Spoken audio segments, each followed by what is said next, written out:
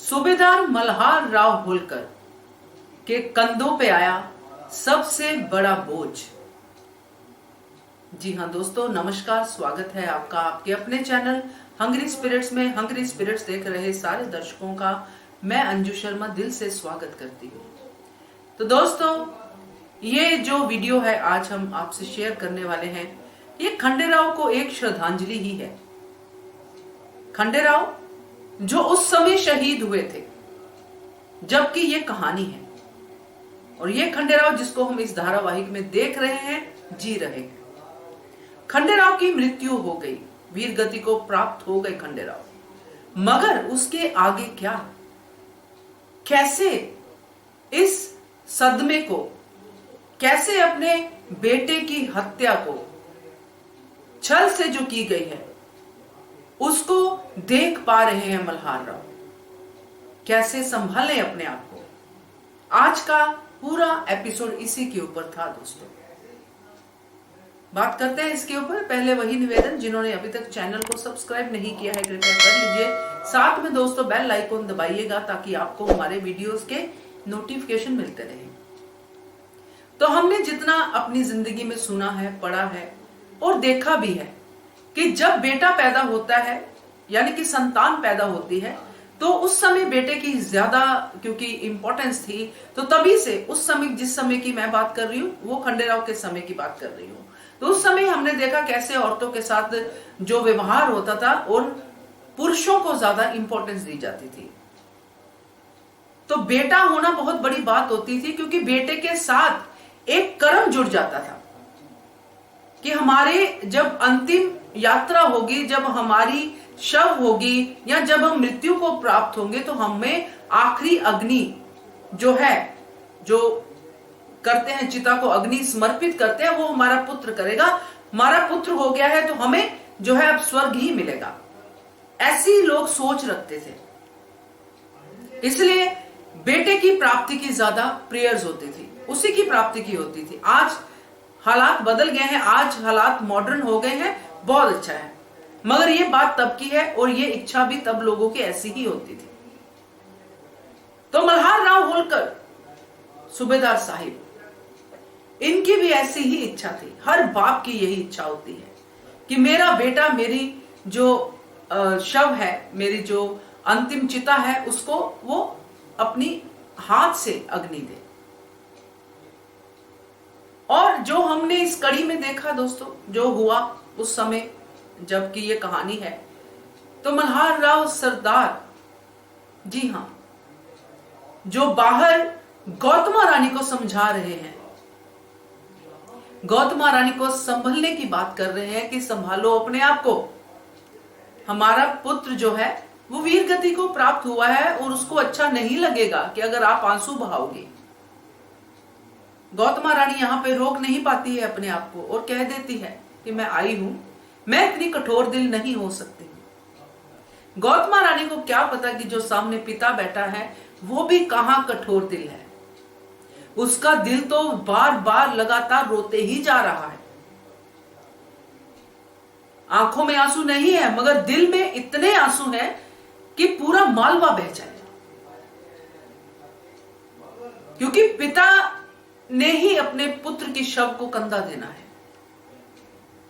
पिता ने ही वो सारी अंतिम क्रियाक्रम करने हैं जो उसके बेटे ने उसके लिए करने थे। तो ये बड़ा बोझ है दोस्तों, बड़ा बोझ है। ये बोझ ऐसा बोझ है कि भगवान किसी को ना ये बोझ दे, किसी को भी नहीं। जिसका जितना समय है उतना वो लेके जाए, मगर हर कोई अपने समय से ही जाए। किसी बाप को ऐसा दिन ना देखना पड़े, किसी मां को ऐसा दिन ना देखना पड़े। इसलिए बड़ा जरूरी है कि ये लड़ाइयां बंद हों, सीमाएं हट जाएं, लोगों के अंदर ह्यूमैनिटी जागे। जब दिल में प्यार होगा एक दूसरे के लिए, दिल में सत्कार होगा एक दूसरे के लिए, तो कोई एक दूसरे को मारने की कोशिश ही नहीं करेगा। ये खंडेराव को कोई एक्सीडेंट नहीं हुआ है, ये कोई भूचाल नहीं आया है, या कोई नेचर की क्लैमिटी नहीं हुई है। ये मारा गया है खंडेराव को, और ये तब होता है जब युद्ध होता है, तो अगर युद्ध ही बंद हो जाए, क्योंकि आज भी हम देखते हैं कि कितनी सारी हम ऐसी खबरें सुनते हैं, कभी किसी प्रांत से, कभी किसी प्रांत से, कभी कहीं से, कभी कहीं से, जिसमें ऐसे ही निर्दोष बच्चे मारे जाते हैं। ना तो वो युद्ध के मैदान में होते हैं, ना ही किसी मुहिम पे, मगर क्योंकि वो नागरिक है, ह्यूमन है, और किसी और का टारगेट बन चुके हैं कि इनको मार के, चाहे जानते हैं नहीं जानते, हमें अपना मकसद पूरा करने में सहायता मिलेगी। तो ऐसे लोगों को समझना चाहिए कि जब किसी का बच्चा मरता है तो उसके मां बाप को कितना दुख होता है। इसलिए ये मैंने वीडियो बनाई है, क्योंकि जिस तरह से मैंने देखा पहले गौतमा का, क्योंकि उन्होंने पहले जो वाड़े में घोषणा की कि दुखद निधन छोटे सूबेदार जी का, खंडेराव होलकर का, घोषणा की उन्होंने अपनी जुबान से। एक आई ने अपने बेटे के देहांत की घोषणा की दोस्तों। वो घोषणा इसलिए थी क्योंकि वो रानी है, और जब वो खंडेराव के शव के पास पहुंची तो वरुदन, वो रोना इसलिए था क्योंकि वो आई है। कोई भी आई नहीं देख सकती है, चाहे रानी हो चाहे ना हो। तो जो मल्हार सरकार अपनी पत्नी गौतमा को समझाते हैं, कहते हैं, वही मल्हार सरकार जब अकेले होते हैं, गंगूबा तात्या पेशवा सरकार के साथ होते हैं, तो नहीं रोक पाते हैं अपने आप को, नहीं रोक पा सकते, मैं ये कहूंगी, क्योंकि पिता का हृदय भी हृदय ही होता है, उसमें भी उतना ही प्यार होता है। ये सब एक बनाई हुई चीजें हैं कि पिता को ज्यादा कठोर रहना चाहिए, पिता को ज्यादा संभल के रहना चाहिए। क्यों रहना चाहिए? जो मन में भाव है वो आने ही चाहिए बाहर। कठोर रह के क्या हो जाएगा? इसीलिए वो सीन मुझे ज्यादा अच्छा लगा जिसमें मल्हार सरकार ने अपने दिल की बात खुल के कही, अपने अंदर की भावनाओं को शब्द दिए और कहा खंडेराव के बारे में, अपने पुत्र के बारे में, कि कितना मुश्किल है उनके लिए।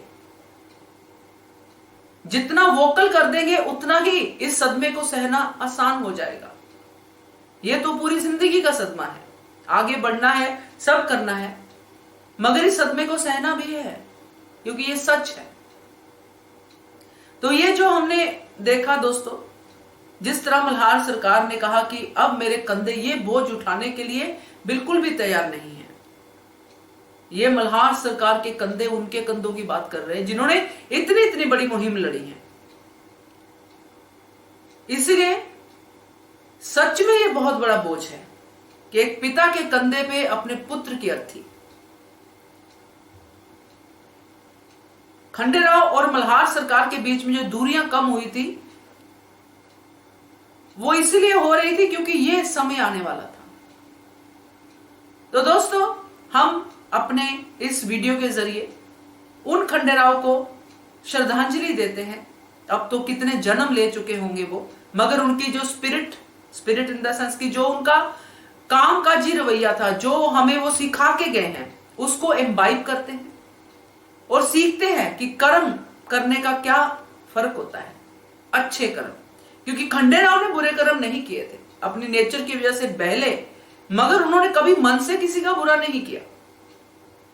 बुरा करवाने वालों ने उनकी नेचर का फायदा उठा के उनसे कुछ करवाया जरूर, मगर आखिरकार वो ट्रैक पे ही रहे। तो खंडेराव की मेहनत, लगन, सहन शक्ति जितनी उन्होंने इस धारावाहिक के जरिए हमने देखी है, उससे हमें सीखने को मिलता है। और उसी के जरिए वो सब सीख जो खंडेराव के इस किरदार से हमने सीखा है, उसको अपनी जिंदगी में अप्लाई करके हम इस वीर योद्धा को श्रद्धांजलि देते हैं। नमस्कार, keep watching. Subscribe to our channel by clicking the subscribe button. Click the bell button and enjoy the latest uploads from our channel.